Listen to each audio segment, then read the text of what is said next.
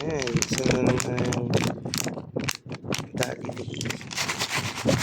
Mga products nila. Ito, Mani Roasted Split Cashew. Wow, parang masarap yan. Siyempre, walang kamatayang baka cold.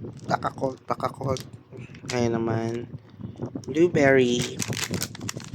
Try natin yung kanilang kape. Coffee ko one. Walang kamatayang Mani Garlic. Ano pa ba ito?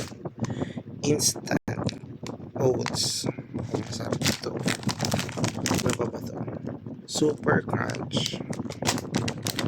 Roasted Mani Almonds. Chipsy. Masarap daw ito eh. Ano? Chipsy corn chips. Kulina mushroom.